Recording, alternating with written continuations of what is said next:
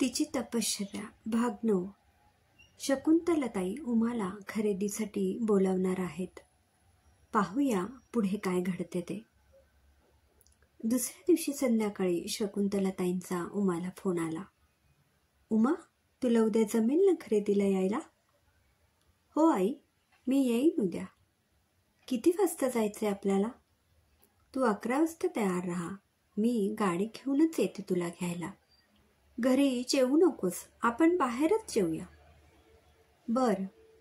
शकुंतलाताई आणि शीला आल्यावर उमा त्यांच्याबरोबर गेली. आपल्या मुलीचं वैभव बघून रमाताईंच्या डोळ्यात आनंदाश्रू आले. त्या श्रीकांतरावांना म्हणाल्या, एवढं श्रीमंत खानदानी घर आपल्याला पुढे झेपेल ना सर्व?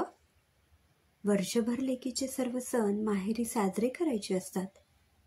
प्रत्येक सणाला लेकीला फुल ना फुलाची पाकळी म्हणून काहीतरी द्यायला लागेल. आपल्या दोन्ही लेकी थोर नशीब घेऊन जन्माला आल्या आहेत.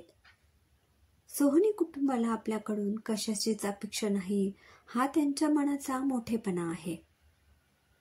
रमा, तू आत्तापासून काळजी करू नकोस. तो आहे ना आपल्याला सांभाळून घ्यायला. आपण आपल्याला जमेल तसं सर्व करायचं. मला खात्री आहे सोहनी कुटुंब कसलाही रागलोभ धरून ठेवणार नाहीत. शकुंतलाताईंनी एका मोठ्या साडीच्या शोरूम समोर गाडी पार्क करायला सांगितली आणि त्या तिघी आतमध्ये गेल्या. हे शोरूम तर साखरपुड्याच्या खरेदीला गेलो होतो त्यापेक्षा भव्य दिव्य होते. एकूण 3 मजले होते. सेल्समनने त्यांना कशा प्रकारची साडी हवी ते विचारून त्यांना वरच्या मजल्यावर जायला सांगितले. त्याने त्यांना लिफ्टपर्यंत सोडलं.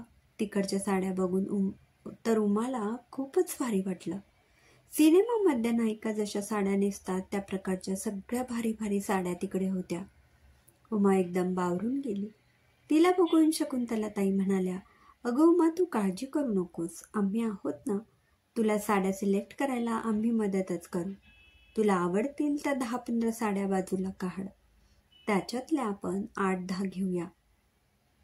आकडा ऐकूनच उमाचे डोळे विस्पारले गेले. अहो आई, एवढ्या साड्या काय करायच्या आहेत? त्याच साड्या मी आलटून पालटून नेसत जाईन ना. राधाताईच्या लग्नाच्या आधी ती आणि मी आमचे कॉमन ड्रेस होते. मी तेव्हा तिच्या एवढी उंच झाले होते. शिवाय आम्ही काय आयडिया करायचो माहितीये का? एका सलवारून 2 टॉप शिवून घ्यायचो. त्यामुळे बघणाऱ्याला ते 2 ड्रेस आहेत असं वाटायचं. सगळ्यांचं लक्ष आहे ते कुर्त्याकडेच असतं. सलवारकडे कोणीच बघत नाही. इतकंच काय, आम्ही कानातले, चप्पल, बांगड्या हे सुद्धा एकमेकांची वापरायचो. शकुंतलाताईंना उमाच्या भोळेपणाचं कौतुकच वाटत होतं. त्या हसत हसत तिला म्हणाल्या, अगं वेडाबाई, आता तुला मी सांगेन तसं कर, बाकी मी बघेन. आम्ही आमच्यासाठी पण साड्या घेणार आहोत. तुला कुठच्या आवडतात त्या तू बघ. सगळ्याच साड्या इतक्या सुंदर होत्या की उमाला वाटलं आपण डोळे बंद करूनच साड्यांची निवड करावी. एक क्षणभर तिने डोळे बंद पण केले. तिला असं वाटलं कुठेतरी लपून मानस तिला खुणावतोय, ही साडी घे, ती साडी घे. तिने डोळे उघडून पाहिलं तर कोणीच नव्हतं तिथे. तिच्या मनात आलं, घरी आपल्याकडे किती ठराविक आणि सर्वसाधारण साड्या आहेत. ड्रेस पण असेच साधेसुधे आहेत. एवढ्या महागाच्या साड्या आपल्याला मिरवायला जमलं पण पाहिजे. खरं तर उमाला सगळ्या नाविन्यपूर्ण गोष्टींची आवड होती, परंतु तिने त्यांच्या आर्थिक परिस्थितीशी तडजोड केली होती. कधीही हट्टीपणा केला नाही. सगळ्यांच्या पसंतीच्या साड्या घेतल्यावर त्या सोनाराच्या दुकानात गेल्या. तिकडे त्यांनी उमासाठी एक आधुनिक पद्धतीचं मोठं मंगळसूत्र घेतलं आणि नेहमी घालण्यासाठी एक छोटं मंगळसूत्र घेतलं. पसंती उमाचीच होती. त्यानंतर त्या पाटल्या, बांगड्या या सेक्शनकडे गेल्या. उमासाठी त्यांनी आधी 4 बांगड्या घेतल्या.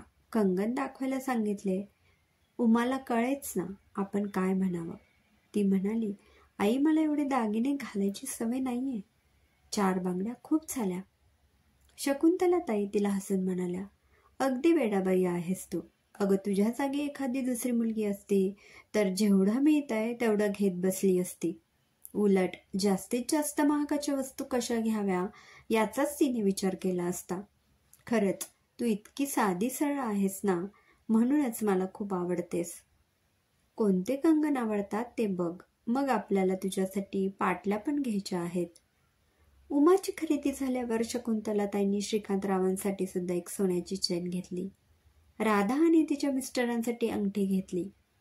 रमाताईंच्या हातात त्यांनी फक्त 2च बांगड्या पाहिल्या होत्या. त्याच वेळी त्यांनी ठरवलं होतं की लग्नाच्या वेळी यांना आपण पाटल्या द्यायच्या. त्याप्रमाणे त्यांच्यासाठी त्यांनी पाटल्या घेतल्या.